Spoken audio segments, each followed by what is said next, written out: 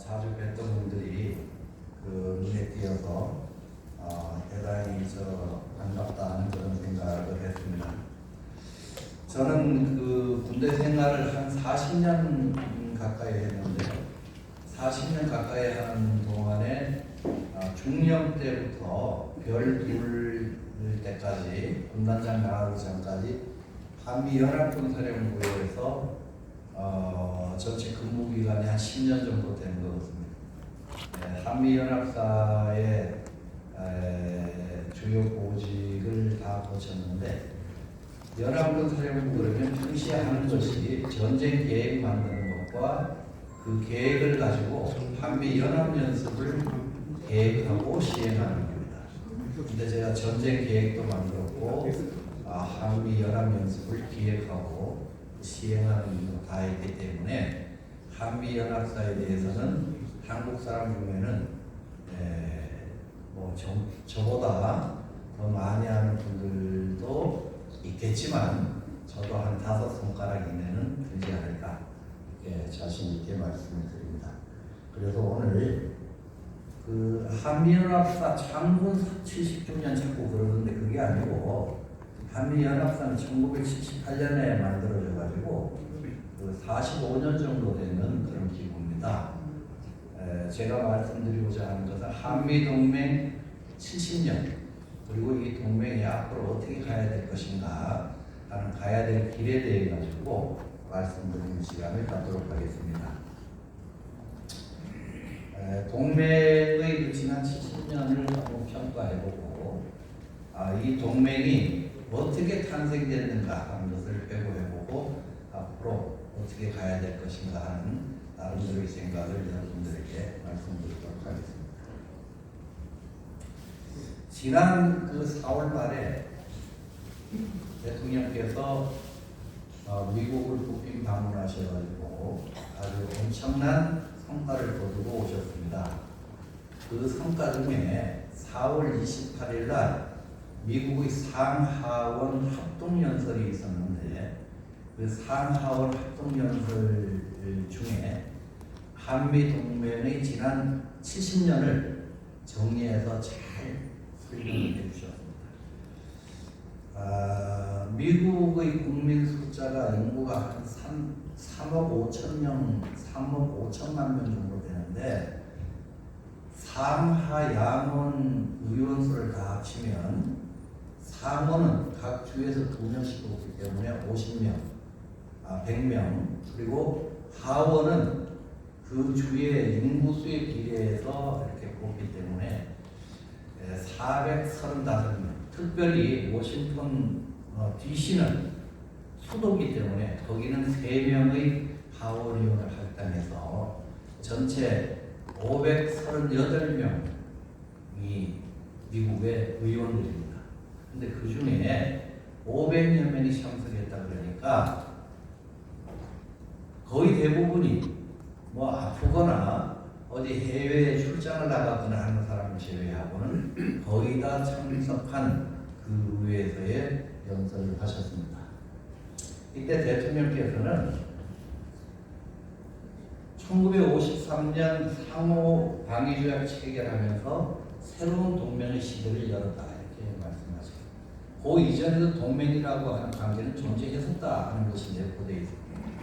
그리고 전쟁의 상처를 극복하고 번영하는 오늘의 대한민국 이것을 만들어오는 과정에 미국이 줄곧 함께 해왔다 이런 언급을 하셨고 지금의 한미동맹은 대한민국의 자유와 평화를 지키고 번영을 이루어온 중심축이었다 이렇게 말씀하셨습니다. 대통령께서는 한 40분 정도의 연설 동안에 자유를 46번 언급하셨고 기립박수가 30회 이상 나오고 40여 분의 연설 기간 동안에 60여 회의 박수갈채가 쏟아졌다고 합니다. 전체적으로 대통령이 정리해서 이야기한 한미동맹의 평가를 한 장으로 요약해 보면 140년 전 한국과 미국의 관계는 시작이 됐는데 그 전반 70년을 생각하고 한미 상호 방위 조약이 맺어졌던 1953년부터 그 70년의 자유와 연대의 가치를 소개를 했습니다. 미국과 우리 한국이 접촉을 하면서 한말에 최초로 여성에게도 교육 기회가 주어졌고 사회 활동에 참여할 수 있는 길이 열렸습니다. 숙명여대의 박물관에 가보면 가까이 있습니다만은 거기 가보면 그때 당시 궁궐의 임금님을 모시던 그 후궁의 한 분이 만든 학교인데 그 학교에 다니던 분들의 그 명부가 조금 있습니다. 거기에 보면 호적처럼 정리가 되어 있는데 신분이 써져 있어요. 양반이라는 신분이 써져 있고 상인이라고 하는 신분이 써져 있고 또 궁인이다. 궁에서 내보내서 공부를 시킨 사람이다라고 하는 신분까지 그렇게 명시를 해가면서 시작됐던 우리나라 여인들의 교육 현장을 그 박물관에 가보시면 볼 수가 있습니다. 또 미국은 한강의 기적이 성공할 수 있도록 지원을 해서 5.16 혁명 전에 1인당 67불밖에 되지 않던 정말 꼴찌 중에서도 상꼴찌, 거지 중에서도 상거지였던 그 나라를 지금 세계 10대 경제 강국으로 성장하는데 크게 기여를 했습니다. 전체 이 모든 공로를 다 통틀어 가지고 가장 큰 그 공을 미국이 세운 게 있다면, 한국을 위해서 해준 게 있다면 그것은 없어질 뻔한 나라를 구해줬다, 이렇게 표현할 수 있을 겁니다. 그럼 동맹이라고 하는 것은 무엇이냐? 학술적으로 볼 때 동맹이라고 하는 것은 두 개의 주체인 국가가 하나의 국가 이익을 향해 가지고 우리 힘을 합쳐보자 하는 것이 이게 동맹입니다. 윈스턴 처칠은 동맹과 다투는 것보다는 그거보다 더 나쁜 것은 동맹 없이 전쟁하려고 펼치는 거다. 그러니까 국가 안보라고 하는 곳에는 나 혼자 국가 안보를 할 수 있다라고 생각하는 것 그 자체는 대단히 어리석은 생각이다라고 하는 것을 처칠이 이야기한 바 있습니다. 동맹의 모습은 최근의 모습이 아니라 국가라고 하는 것이 만들어지던 출현하던 그 오랜 옛날부터 동맹이라고 하는 것은 존재를 해왔습니다. 우리나라가 동맹이라고 하는 것에 조금 눈뜨게 된 것은 한말에 김홍집이라고 하는 분을 호종이 야 도대체 세계가 어떻게 돌아가는가 여기저기 가가지고 한번 보고 와서 이야기를 해보라. 그랬을 때 이분이 일본을 갔었습니다. 일본에 가서 당시 외교관을 설치했던 청나라의 말단 외교관하고 며칠 동안 이야기를 하는데 그 외교관을 통해 가지고 얻어온 책이 조선책략이라고 하는 책입니다. 그 앞에 본인이 생각한다 하는 그런 의미의 사이라고 하는 것을 붙였지만 이것은 당시에 청나라 전체를 장악하고 있던 이용량의 생각이 반영된 것이다, 이렇게 분석이 되고 있습니다. 하여튼 조선책략이라고 하는 책을 그때 당시에 주었는데 그 책에 써져 있는 조선은 이런 방식으로 가는 것이 좋겠다라고 한마디로 정리한 것이 바로 친중해라, 그 다음에 결일하고 연미해라. 중국과는 친하게 지내고 일본과는 결연을 맺어라. 똑같은 이야기를 결속할 수 있도록 해라. 그리고 멀리 태평양 넘어 미국이 멀리 떨어져 있는 나라가 니네 나라를 침략하겠냐? 거기하고 연합을 해라. 진작 이런 이야기를 그때 중국의 외교관이 해줬습니다. 이것이 나중에 고종이 나름대로의 국제 정세를 파악하고 외교 전략을 수립하는데 크게 기여를 하기도 합니다. 세계적인 동맹으로 우리가 이야기하는 것에는 첫 번째가 나토라고 하는 것이 있습니다. 러시아가 우크라이나를 공격하게 되니까 이 러시아 바로 옆에 있던 이게 핀란드입니다. 핀란드. 요게 스웨덴이. 요 그 옆에 있는 노르웨이부터 시작해서 파란 거는 전부 다 나토 회원국입니다. 러시아가 우크라이나를 공격을 하니까 당장 핀란드만으로 러시아하고 국경을 마주내고 있는 이 핀란드하고 스웨덴이 야 이거 우리가 중립국이라고 하는 위치를 중간 위치를 취하고 있으면 대충 안보가 유지될 줄 알았는데 보장될 줄 알았는데 큰일 났다 이렇게 생각을 하고 나토에 가입하겠다 하고서 나토 가입 원서를 냅니다. 근데 나토 회원국 중에 투르키예가 안 된다. 그렇게 쉽게 나토 회원국에 가입할 수 없다라고 계속 그 거부를 합니다. 스웨덴도 그래서 결국은 핀란드는 지금 나토에 가입을 했는데 그 옆에 있는 스웨덴은 가입을 하지 못해서 동맹이라 하는 것이 그렇게 쉽게 이루어지는 게 아닙니다. 하여튼 이게 세계적인 동맹이고 이 나토 회원국 중에 어느 한 나라가 외침을 받게 되면 그 나라 전체가 이 회원국 전체가 힘을 합쳐서 거기에 대응한다라고 하는 집단 안보 동맹을 그 약속하는 그런 세계 최대의 동맹입니다. 이 동양 지역에도 아시아 지역에도 미국이 주도하는 동맹들이 많이 있습니다.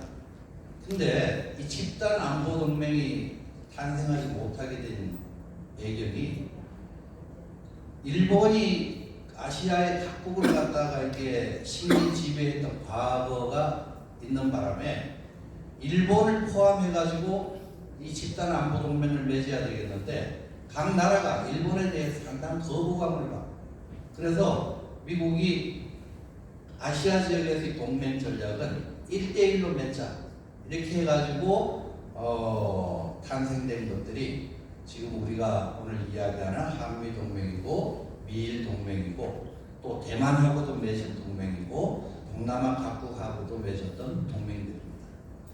이 자유진영만 이렇게 동맹을 맺은 것이 아니고 북한도 역시 인접해 있는 중국과 아예 그 동맹이라고 하는 그런 것을 체결해서 지금 유지하고 있습니다. 미국은 현재까지 총 66개의 세계 국가와 방위조약을 체결했는데 이 66개의 국가가 전체 세계 인구의 25%가 거주하는 지역이고 전 세계 경제 생산의 75%를 담당하는 그런 최소한 중진국 이상의 국가들입니다.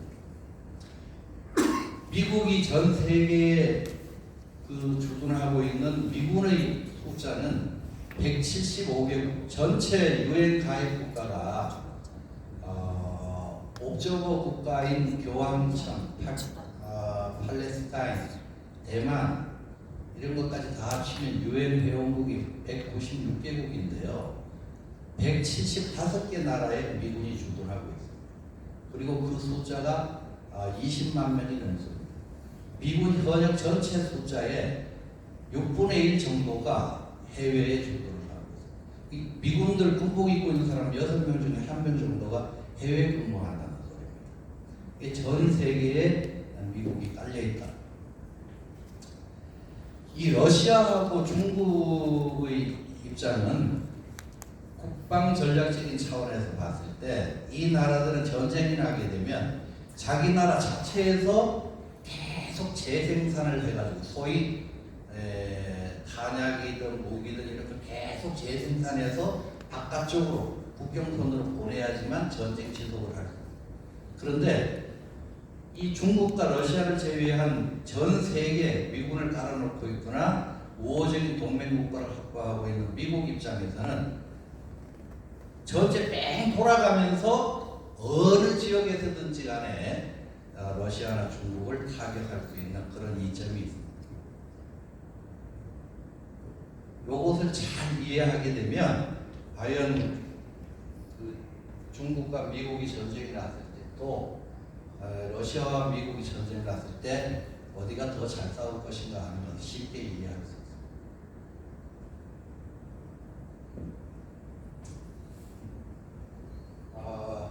우리가 이야기하는 그 미국과 한국의 만남, 이것이 과연 어떠했는가 그걸 한번 살펴보겠습니다.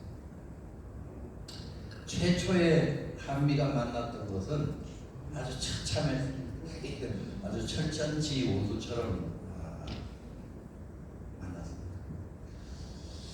우리가 군사적으로 이야기할 때 방어하고 있던 부대가 한 30%가 전사를 해서 70% 정도 전투력이 남으면 이미 괴멸됐다고 했어요. 그런데 미국과 한국이 처음 만났을 때 한국은 괴멸 정도가 아니라 거의 그때 당시 맞붙어서 싸웠던 전 군사력이 거의 전멸하다시피 했습니다. 이 전멸한 모습. 미국의 그 메릴랜드를 가면 워싱턴 DC 옆에 있는 바닷가에 그 아나폴리스라고 하는 조그만 동네가 있습니다. 거기에 200년 가까운 역사를 가지고 있는 미 해군 사관학교가 위치하고 있습니다. 그 위에서 보면 이런 전경입니다. 아주 아름다운 군사학교라고는 생각 들지 않을 그런 정도로 아주 아름답고 또 일반 민간인들, 관광객들 출입도 자유로운 그런 캠퍼스입니다.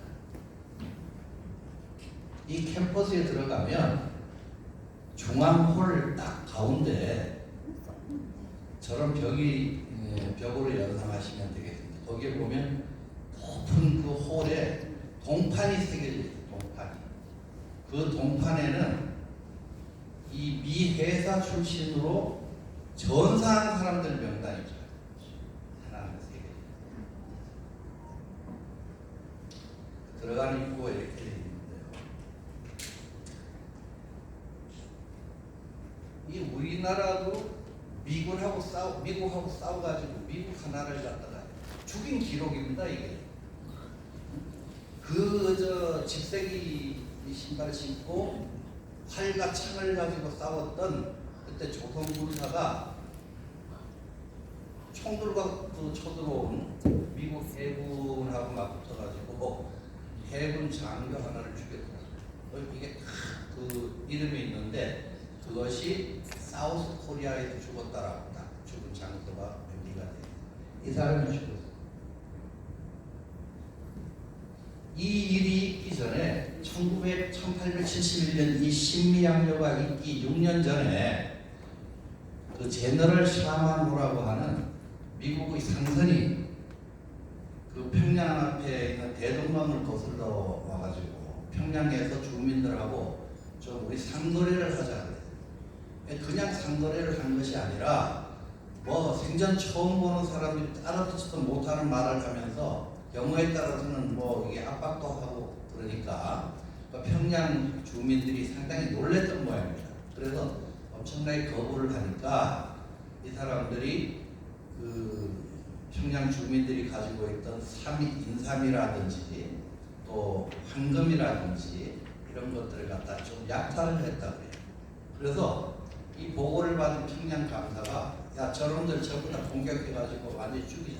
그래가지고 화공을 해서 그 평양 대동강물에다가 이걸 훌쩍을 전부 다 배가 그때 그 기록에 의하면 철선이었다 그러는데 쇠로 이렇게 만들어진 배였다 그러는데 그 배가 불타가지고 따라앉을 정도로 아마 기습작전이 성공했던 거예요. 그것 때문에 그 미국이 언젠가는 한번 손을 봐야 되겠다고 생각하고 5년 동안 벼르다가 이렇게 800명 정도 되는 해군을 보내가지고 한번 맞붙은 것이 신미양요입니다. 그때 우리는 돛담배밖에 없었는데 이런 철선을 타고 왔어요. 그리고 왼쪽에서 보시다시피 저렇게 신식 군대가 쳐들어왔고 우리는 상도 들고 이런 모습으로 전투를 했습니다. 거의 맨손으로. 여러분들 임진왜란 때 기록 아십니까? 그 전에 임진왜란 3년 전에 일본에서 야 조선반도의 상황을 한번 파악을 해봐라 해가지고 사신을 몇 명 보내요.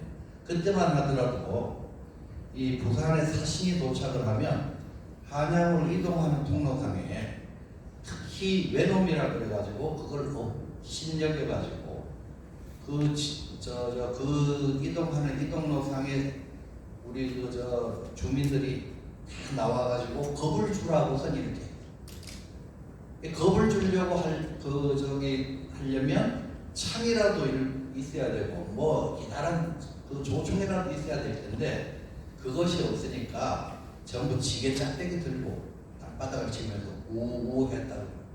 그래서 그때 일본에서 그 통로를 지나가다 사신의 기록에 의하면 뭐 이런 사람들이 이렇게 중간에 이동하다가 어디 가서 이제 잠을 자야 되지 않습니까? 그래도 이게 또 외교관이라고 공직이라고 아마 그 어디 사업가가 베푸는 그런 연애 장소가 있었고 거기서 하룻밤씩 묵고 갔던 것 같습니다.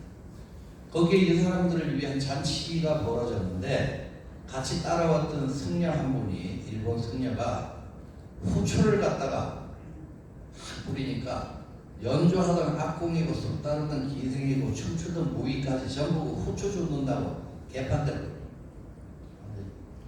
후추가 엄청나게 귀했다고. 저는 그래서 지금도 뭐 후추 뿌려가지고 먹을 때마다 그 생각을 합니다. 이게 조선에서 황금보다 귀했던 거라는데 내가 이렇게 많이 뿌려서 먹어도 되나 이런 생각합니다. 그랬던 그것이 이 한 300년 이상 한말까지도 유지가 됐었던 모양입니다. 하여튼 이렇게 포로됐던 우리 조선 군사의 모습 사진입니다.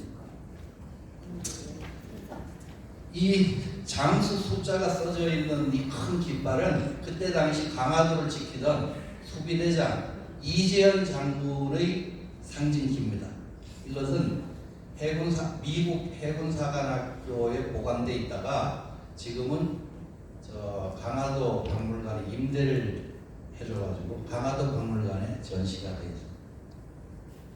지금은 그때의 그 흔적을 이 오른쪽 하단에 있던 이 전멸된 흔적이 하나도 찾아볼 수 없을 정도로 이렇게 잘 다듬어져가지고 사적지로 관리되고 있지만 이것을 가보시게 되면 과거에 이곳은 바로 이런 우리 조상들이 전멸했던 장소였구나. 그리고 이때 따라왔던 미국 종군 기자의 기록에 의하면 살아남은 몇 명까지도 전부 다 바다에 뛰어들어서 스스로 목숨을 끊었다. 일본이 2차 세계대전 말미에 그 절벽에서 전부 다 이렇게 떨어져 가지고 자진해서 죽었던 그것이 조선에는 진작부터 있었다. 이 심리학료를 거치면서 처음으로 윤석열 대통령이 언급했던 동맹 140년의 첫 장이 열릴 겁니다. 그것이 바로 1882년에 맺었던 조선과 미국의 소통상조약이었습니다.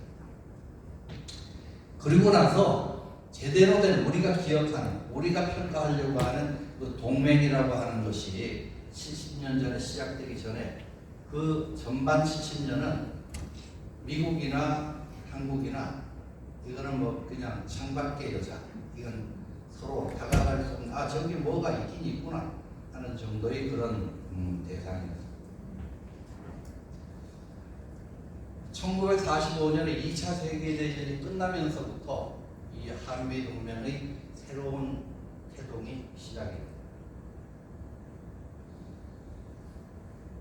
38선이 그어지고 북한에 그 소련의 사주를 받은 김일성 집단이 그 지역을 장악하고 지금의 그 괴뢰 정권을 이렇게 만드는 과정을 보면 우리나라에 공부 좀 했다 하는 분들도 대단히 그 해외 움직임에 대해서는 잘 알고 있었던 것 같아요. 1917년에 소련에서 볼셰비키 혁명이 벌어졌는데 8년 있다가 우리 조선 땅에도 조선공산당이 만들어집니다. 이 조선공산당은 그 본부가 한양, 서울에 있었고 해방되고 난 이후에도 계속해가지고 서울을 조선공산당이 본부로 해서 그 공산당 전 세계 조직에 자기들이 주체인냐 이렇게 알려져 있었습니다. 근데 38선 그 북쪽을 장악했던 김일성의 입장에서는 조선공산당 그것이 평양으로 옮겨와야 자기의 그 정체성이 주체성이 이게 확립이 될 수가 있는데 조선공산당을 장악했는 이 남쪽 세력이 제대로 협조를 하지 않으니까 그 공산당이라고 하는 이름을 쓰지 못하고 노동당이라고 하는 이름을 쓰게 된 겁니다. 그것이 지금 김정은의 조선노동당이 그렇게 탄생된 겁니다. 근데 이 북한의 정권 탄생 과정에서 그 유심히 봐야 될 대목이 북한 정부 수립보다 조선인민군이 먼저 만들어졌다는 조선인민군이. 그러니까 그 북한의 인민군은 우리가 대한민국 국군을 국민의 군대다, 대한민국의 군대다라고 표현하고 있지만 북한의 군대는 당의 군대입니다. 그래서 그 김정을 위해서 목숨을 다 바치고 당을 위해서 당의 명령을 수행하기 위해서 최선을 다하는 것이 북한의 군대이기 때문에 그걸 갖다가 조금 착각을 해가지고 북한 군대도 우리 남한 군대하고 비슷한 그런 정체성을 갖고 있는 거 아닌가 이렇게 생각하게 되면 자꾸 그냥 주적이라고 하는 표현을 쓸 때마다 헷갈리고 이상한 그런 해석이 나오게 됩니다. 그리고 이제 그 김일성은 6.25 전쟁을 일으켰습니다.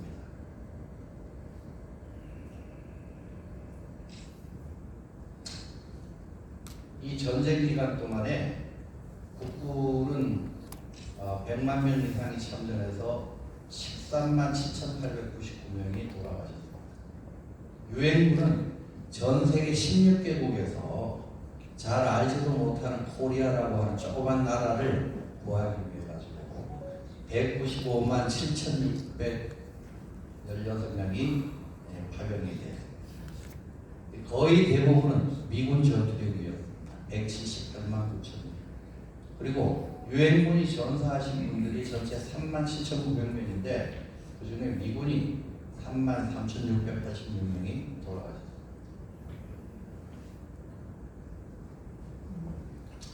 워싱턴 DC에 보면 한국전 참전공원이 있습니다. 아마 금년도 7월 27일 날 정전기념 행사를 참전공원에서 그 미국 대통령이 주관하는 그런 행사를 하실 것 같은데요. 거기 가면은 이런 그 글이 써져 있습니다. 우리나라는 자신들이 알지도 못하는 나라, 만난 적도 없는 사람들을 지키기 위해서 부름에 임한 우리의 아들과 딸들을 기린다. 이렇게 써져 있습니다. 이게 상당히 가슴 아픈 이야기입니다. 이 사람들.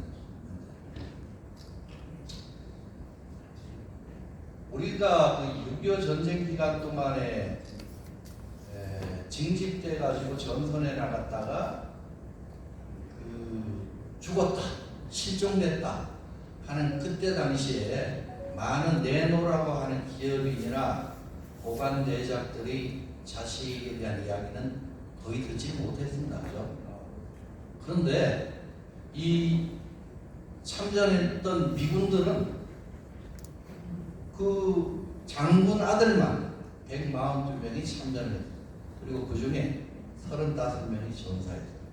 대통령 당선자의 아들도 이 전선에 투입이 됐었고 유엔군 총사령관의 아들도 여기서 중대장을 했습니다. 그리고 전쟁 기간 동안에 4명의 8군 사령관이 있었는데 이 4명의 8군 사령관 중에 가장 오랜 기간 동안 지상작전을 지휘했던 8군 사령관이 벤플리트 대장입니다. 1951년 4월 달부터 시작해서 자기 웨스트포인트 동기생인 아이젠하워가 대통령이 되니까 더 이상 나는 이 북진 통일을 갖다 주장할 수 없다. 왜냐하면 아이젠하워가 대통령 되는 공약으로 한국 전쟁을 조기에 끝내겠다. 지금 전선에서 휴전하겠다는 게 공약이었어요. 웨스트포인트에 자기 클래스메이트가 대통령이 됐지만 그 주장하는 노선이 달랐기 때문에 이 사람은 전역 지원서를 내고 53년 3월 달에 휴전 몇 달 앞두고선 전역을 해버립니다. 이분이 이제 벤플리트 장군인데 이 벤플리트 장군의 얽힌 이야기는 제가 잠깐 하고 넘어가지 않을 수 없습니다.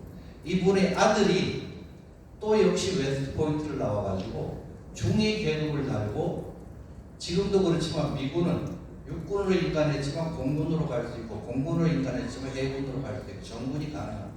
벤플리트 장군의 아들 벤플리트 주니어도 웨스트포인트를 나왔지만 미 공군 조종사로 정군을 해가지고 폭격기를 몰고 참전을 합니다.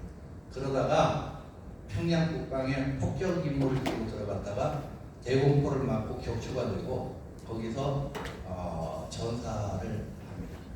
처음에 전사한 줄 알고 전부 다 수색도 포기하고 그랬는데 나중에 이 벤플리트 장군의 사위가 또 역시 웨스트포인트 출신으로 그 미 육군 정보참모부장까지 하고 전역을 했는데 그분이 돌아가시기 전에 자기 아들 그 사람도 또 역시 웨스트포인트 출신 대령까지 근무하고 전역을 했는데 그 사람한테 남긴 이야기가 니네 외삼촌이 그때 전사한 것이 아니고 북한 주민들한테 체포가 돼가지고 중공군한테 넘겨졌고 중공군의 포로로 넘겨졌다가 다시 소련군한테 넘겨져가지고 시베리아에 있는 우라늄 방산에서 강제 노동을 하다가 돌아갔습니다. 이렇게 이야기합니다. 그 흔적을 찾아서 다큐멘터리를 만들려고 하는 그런 시도도 지금 있습니다만은 그 시베리아 우라늄 광산까지 갈 수 있는 그 도로는 1년에 한 달 정도밖에 가용치 못합니다. 전부 다 진흙탕이고 그 진흙탕에 잠깐 그 차를 타고 들어갈 수 있는 그런 그 상황이 생기는데 그런 환경이 만들어지는데 그때는 이 궤도형 장갑차를 타고 가야 돼요. 일반 바퀴 달린 차로는 접근할 수 없는 그 광산에서 강제노동에 시달리다가 돌아가셨다고 합니다. 근데 왜 그걸 구출하지 않았을까? 그걸 구출하려고 하다가 다른 애꿎은 다른 그 장병들 목숨을 잃을 수도 있다. 그래서 전사로 처리해라 라고 했다는 겁니다. 이분은 전역한 후에도 케네디 대통령을 설득하고 미국의 많은 경제인들을 설득해가지고 우리나라 경제 발전을 위한 전후복구와 경제 발전을 위한데 헌신을 했습니다. 그래서 울산 공업단지가 이분이 데리고 가는 미국의 경제인들이 지원해준 그 돈을 차관으로 받아가지고 만들어집니다.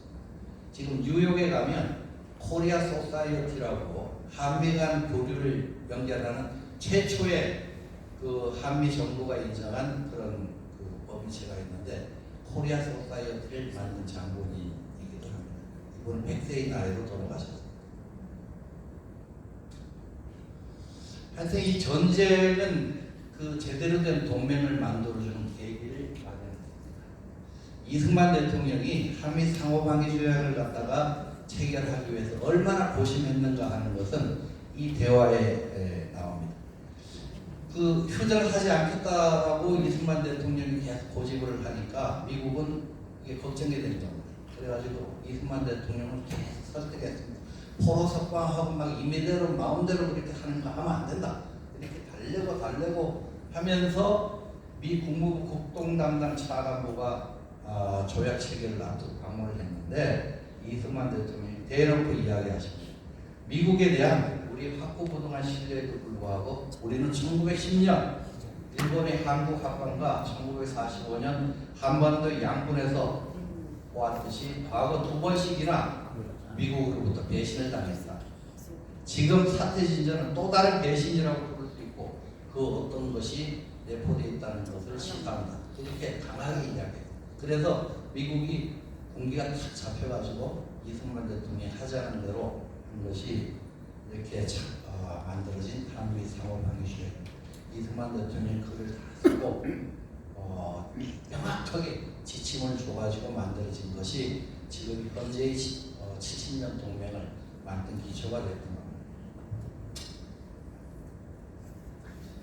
전쟁이 끝나고 한미 상호방위조약에서 한미 동맹이 제대로 탄생이 되고 난 이후에 한국의 안보 체제는 여러 차례 변화가 있었습니다. 가장 큰 변화가 미중 간의 데탄트가 시작이 되면서 그 휴전선을 지키고 있던 미 7사단이 철수해버리는 일이 생겼습니다. 이렇게 되니까 더 이상 유엔사라는 이름으로 휴전선을 지킬 수 없다. 이 유엔사가 축소되는 그런 상황이 되다 보니까 이것을 갖다가 어떻게 할까 하고 고민하다가 만든 것이 1978년에 한미연합사라고 하는 조직입니다. 그래서 그 이전까지 유엔사가 수행해오던 전쟁 수행과 관련된 그 임무를 한미연합사라고 하는 조직으로 넘기고 유엔사는 순수하게 지금의 휴전선 그 군사분계선에서부터 남방 한계선 2km 구간을 갖다 비무장지대를 관리하고 감독하는 그런 임무를 수행하는 것으로 바뀌었습니다. 그리고 또 큰 변화가 1991년에 전 세계 공산주의가 붕괴되는 그런 아주 엄청난 사건이 발생을 했죠. 소련이 붕괴되는 그 상황이 있게 되니까 이게 공산주의가 이제 자본주의에 완전히 패배한 것이다라고 이렇게 단정을 하고 전 세계 많은 사람들이 특히 한국의 수많은 정치인들은 더 이상 한미연합사가 전시작전권을 행사할 그런 그 환경은 존재하지 않는다 이렇게 생각하는 겁니다. 그래서 한미연합사가 가지고 있는 전시작전권을 그 한미연합사 그 미군 사령관이 아닌 한국군 지휘관한테 넘기고 그렇게 된다면 한미연합사도 해체할 수 있지 않겠는가 이런 이야기가 나오기 시작합니다. 물론 그 이전부터 꿈꾸듯이 그런 연구는 계속되고 있었지만 특히 좌파를 중심으로 해서 이런 나름대로 세계전세 변화하는데 발맞춰가지고 자기 주장들을 확산시키기 시작했습니다. 그런데 그렇지 않을 것이라고 생각했던 커다란 위기가 발생을 했습니다. 2006년 북한이 최초의 핵실험에 성공하고 핵 개발에 뛰어든 것이 이렇게 공개가 되면서 완전히 새로운 안보 위기가 닥쳤던 것입니다. 한미연합사는 이 미군들 위주로만 작전되는 것이 아니라 이 구성군 사령부가 전부 다 한국군과 미군이 연합으로 구성이 돼가지고 거의 대부분이 1대1 규모로 같이 구성돼서 작전을 하는 것이 한미연합사 전투력입니다. 한미연합사의 임무는 평시에 전쟁을 억제하는 것이 첫 번째 임무입니다. 이게 전쟁을 수행하는 임무가 아니고 첫 번째 딱 미션 스테이트먼트라고 하는 임무 진술을 하는데 첫 번째 항이 전쟁 억제입니다.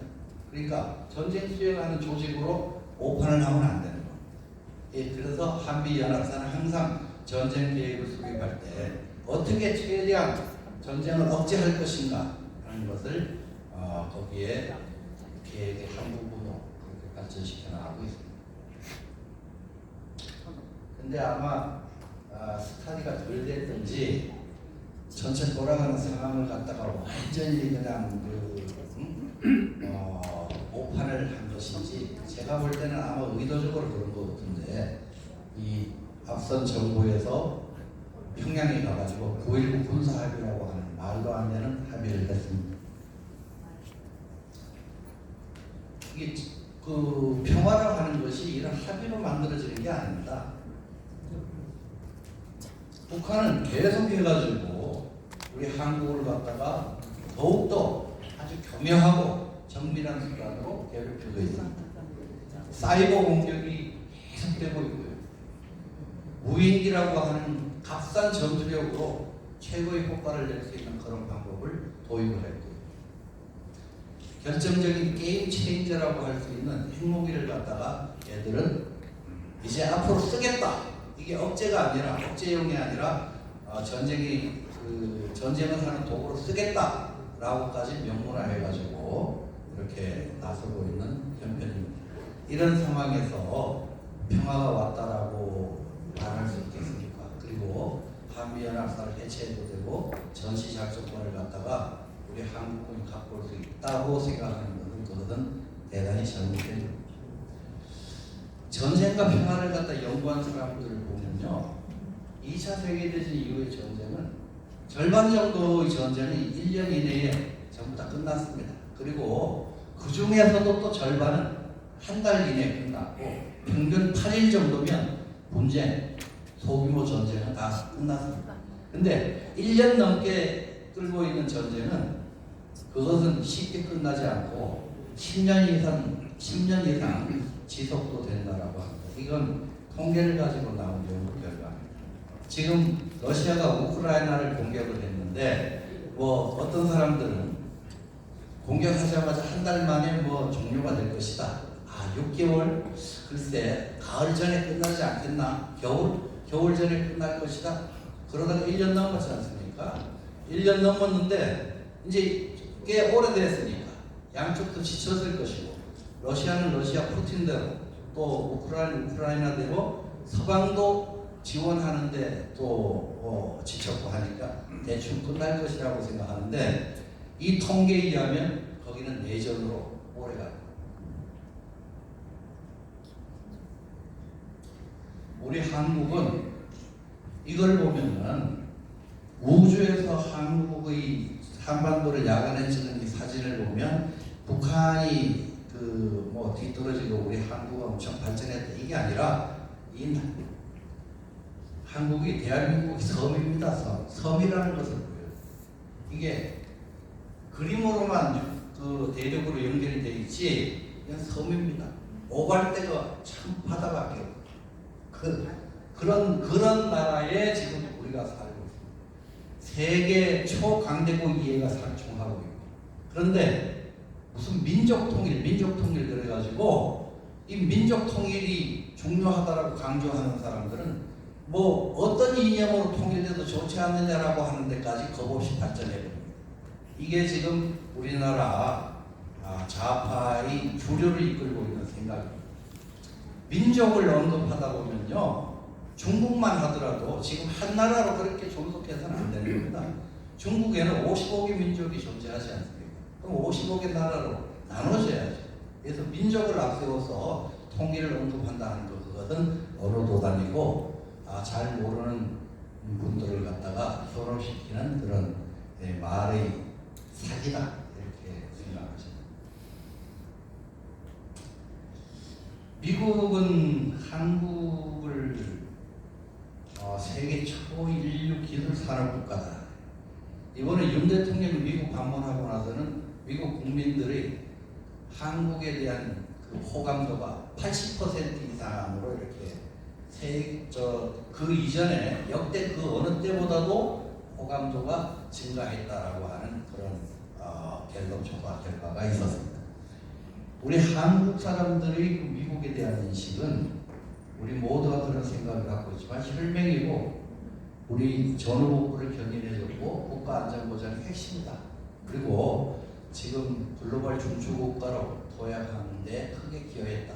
지금까지 우리는 글로벌 중추국가로서 역할을 해본 적이 없기 때문에 세계 10위의 경제권, 그리고 방위산업은 조금 전에 계시다 가셨습니다만은 이제 곧 세계 방위산업 시장에서 4위권의 위치를 차지할 것이다 그러는데, 그렇게까지 앞서는 국가는 어떤 위치를, 어떤 스탠스를 취해야 되고, 그런 국가에 살고 있는 국민들은 어떤 생각을 가져야 될 것인가 하는 것에 대해서 우리가 한 번도 경험한 적이 없기 때문에 우리는 이제 그런 걸 준비해야 되라고 생각합니다. 동맹은 지향점이 같아야지만 되는 겁니다. 관계를 유지하느냐, 중단하느냐 하는 것은 강력한 약속을 지킬 의지가 있는가, 내가 그것을 위해서 노력을 하는가 하는 것이 있어야지만 그게 보장이 돼야 동맹이라 하는 것은 만들어지는 겁니다. 우크라이나가 나토에 가입하려고 딱 고개를 돌리니까 러시아가 바로 때려버리지 않습니까? 동맹을 하나, 제대로 된 동맹을 하나 체결하는 것은 말로 되는 것도 아니고 가가지고서 어디 도장 찍고 사인한다고 되는 것도 아닙니다. 이 평화도 그렇게 어렵듯이 내가 어느 나라와 동맹이 된다라고 하는 거, 어느 조직에 같이 포함된다 하는 거, 내 입장을 바꾼다 하는 것 그 자체는 희생이 있다는 거예요. 지금까지 우리를 소중하게 지켜줬던 그 동맹을 갖다가 소홀히 하면 절대 안 된다 하는 말씀을 드립니다. 미국은 그 과거에 아주 소중한 동맹 하나를 다른 것 때문에 버린 적이 있습니다. 대만은 중국 전체를 대표하던 그런 국가였습니다. 비록 모태똥이가 1949년에 중국 본토를 전부 다 장악을 했고 장개석의 국민군이 대만으로 철수를 했지만 여전히 자유세계와 미국은 대만이 중국 전체의 정통 정부고 그것이 중국을 대표하는 것이다라고 이야기를 해왔습니다. 그런데 미국의 정치도 그렇게 녹록지가 않기 때문에 중국 전체의 그 시장이 자본주의를 지향하는 미국에는 항상 달콤한 유혹으로 작용을 했고 결국은 베트남 전쟁을 갖다가 조기 종결을 시켜야 된다는 여러 가지 이해하고 맞물려 가지고 중국과 밀약을 합니다. 키신저를 보내 가지고 주울레하고 대화를 한 것 중에 기가 막힌 내용이 키신저가 야 우리하고 니네하고 이렇게 해가지고 관계를 개선하는 조건으로 베트남에서 중국의 중국이 발 빼는 것도 하겠지만 한반도에 있는 미국도 철수해라. 키신저가 그걸 갖다 카드로 내밀고 주울레하고 대화한 기록이 있습니다. 이렇게 동맹이라 하는 것은 앞장에서 말씀드렸다시피 노력하지 않으면 최선을 다하지 않으면 유지되지 않는 겁니다. 지금 일본에 있는 미 칠함대 사령부는 원래 대만에 있었습니다. 근데 대만과 미국이 단결을 하면서 그 칠함대도 전부 다 일본으로 떠났습니다.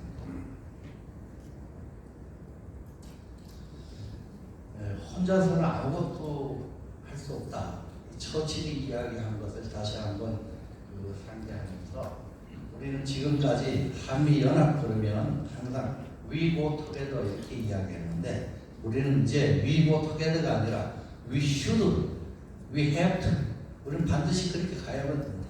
그렇게 가야지만 지금 대한민국의 이 왔다 갔다 하는 이 상황을 앞으로 더 갈 것인가 완전히 추락해버릴 것인가 하는 두 개의 갈림길에서 완전히 가는 길을 우리가 제대로 가지 않을까 이렇게 생각을 합니다. 제가 준비한 내용이 너무 많았던 모양입니다. 제가 애초에 생각했던 것보다 많은 시간이 흘렀는데 경청해 주셔서 감사합니다. 혹시 질문이 있으시면 제가 한두 개 질문 받고 내려가도록 하겠습니다.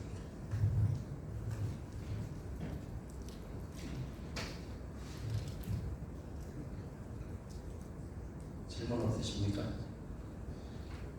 네, 감사합니다. 그럼 다음 주